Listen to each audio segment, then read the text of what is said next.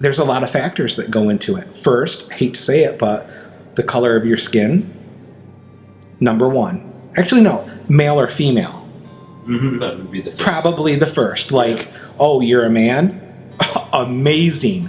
Like, you have a penis! Yay! Like, okay, you're going to make more money. You may not be as educated. You may not be as innovative as the female, but you're a man. So congratulations. Congratulations. You now officially make more money. Big Frida coming one more time. Big Frida coming one more time. Big Frida coming one more time. Big Frida coming one more time. Excuse, I don't mean to be rude, but give me that mic, let me do what I do. Excuse, I don't mean to be rude, but give me that mic, let Frida come through. There's no such thing as racism anymore. Bitch, Oprah couldn't buy a clutch in Switzerland because they thought she didn't have enough money. If that happened like literally 2 months ago, and then you have people saying that it doesn't happen anymore, Oprah. Like, how can she not buy a clutch? This is the person that gives, like, when you talk about clients falling from the sky, this is the one person that can have, like, Volkswagen Beetles drop. Like, popcorn arrives, skin lotions, eye creams, all of that shit rains down. That's the one person in the United States that can make it rain and can't buy a clutch because of the color of her skin and that she's a black woman. The way we educate here, and I've seen it, there are certain kids that they have no chance. And I hate to say that, but I'm just being honest. You see, and people are working so hard to break that. But, it's going to take a lot of people to break that education cycle. And I think that, with the education aspect of freedom, we still as a country think that we're the best. The people who raise our children are teachers who teach them. Mm-hmm. What do you think about this whole, like, this is what they should learn, like learning the test so they can pass it? Do you think that's education, really? No, because that's the type of kid I was in school where, I was honor roll and all of that. And looking back at it, and it's funny because I had lunch or a dinner about a couple weeks ago with a teacher that I've reconnected with. There are so many tests that I took back then because, yes, I assume that I'm smart. I feel like I know what's going on, but I'm also a very good fucking memorizer. It's all about repetition, and I was that kid that could study, and it was better for me to study the half an hour before the text or the test by just glancing and keyword, boom, boom, boom. And I could take that test, pass it 90%, 95%, 100%. Ask me any of those questions. Well, we all learn differently, right? Yep. Why do you think we're trying to teach kids to all learn the same way? Like, I think it's because not teachers, because I have some friends that are amazing teachers. I almost want to say maybe the school systems or the people in charge of the school systems. I don't know what that's called, but whatever those people are, they're lazy. Teaching one way is so much easier than having to take your time and understand that these kids need to be taught different, which means maybe you have to hire another person to teach those kids that way. Maybe one teacher doesn't need 200 kids in her class, and I'm exaggerating, but I've seen classes, 45. Can you imagine? I can. Being in a classroom with 44, you're the 44 other kids and gonna learn. Some of it is a little bit of the teachers because I've heard this before, like, what would you do if the inner city kids just showed up at your privileged high school and you had to teach them for the day?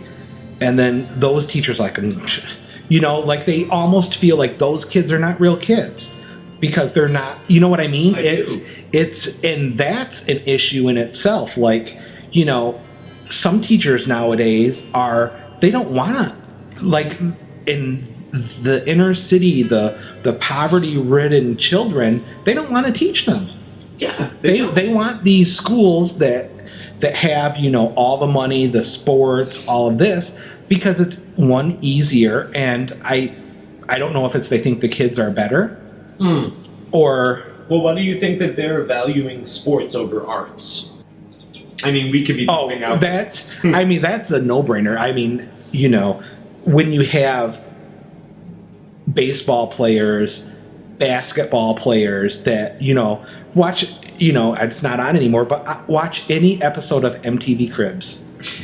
Any episode, or that one customized West Coast Customs or whatever that is, where they, you know, chop your car up and you get like a float, pretty much, that has, you know, TV and all that.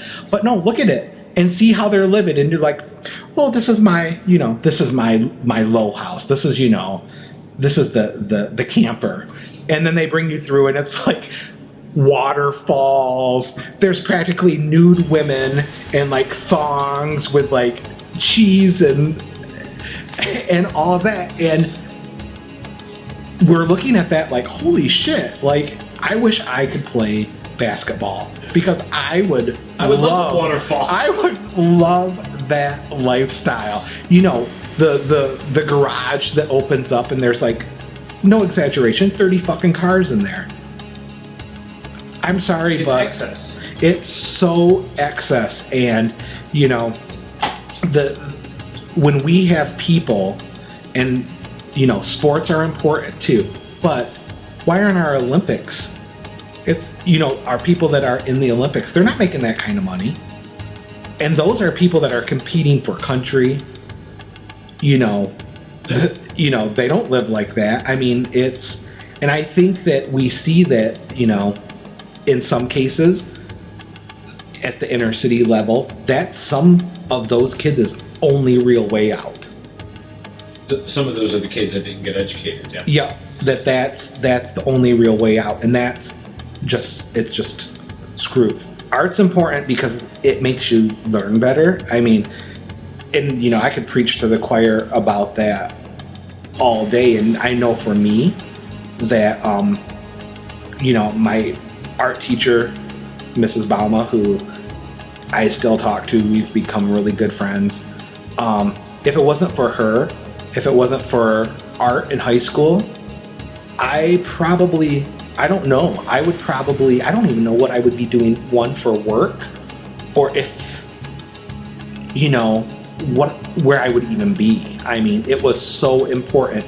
And, you know, it's also one of those things, if you ask anybody about elementary school, or you ask people about high school, real people, not like the popular kids, what do you remember? I would say 9 times out of 10, they're going to remember, you know, building the set for the play, that one art thing that they did, something creative, or, you know, when we start discounting art, what we're doing is saying, I don't want you to use your brain. No, and we don't want you to be cultured. Yeah. And you know, we want you dumb, full of chemicals. Yep. You know, and like and then we have these kids, bless their souls, that, you know, bless their hearts, that, you know, go viral online because they fucking set themselves on fire. And we watch this. And we watch that, and we it's like, here's what I love about this. We watch it, and then we all get together on TV and on CNN and on our social media and say, this is terrible what's happening, it's terrible what's happening. Well, you're giving it press right now. Stupid. Stop being stupid. Right? Because, like, I know back when I was a kid, had I have done something, that would have never made the news, because my mom would have beat my ass. Well, we weren't really setting ourselves on fire. We weren't. I mean, I don't remember this. I don't. Like, I may have, like, burned bugs with a magnifying glass or something, but, you know, it's we're lacking culture, and it is showing off. I mean, you know, there's high unemployment places, and, you know, we have all these people unemployed, but, you know, do we have people that can compete? You know, to raise us up. Not when we have people, like you said, that are too worried building up their Facebook for the day and they have nothing to sell, and they have nothing. They have to nothing say. to sell. They have nothing to say. And then, wouldn't that day have been better spent doing something for the good of someone else? And I guess that's what I'm starting to realize, that I'm officially considering myself an adult now. That, you know, I look at things different, and I now see, like, you know, someone to me that just gives money, or someone to me that, you know, is the fun person. You know, they're here, they're everywhere, everyone loves them. Yeah. But what are they doing? What are they actually doing? Like, are they making this place better? Are they trying to? It doesn't mean you have to give money.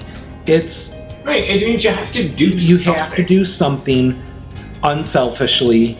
Yeah, it's earning your keep. Earning your You keep. want to be a part of this country. You want to be a part of this union. It's more than money. It's about stepping out. It's about taking care of your neighbor. We, as much as we love people to think that we're individuals, we're not. You know, just because you can pick what style jean you want, what sweater, you want to dye your hair blue, go right ahead. It doesn't make you an individual.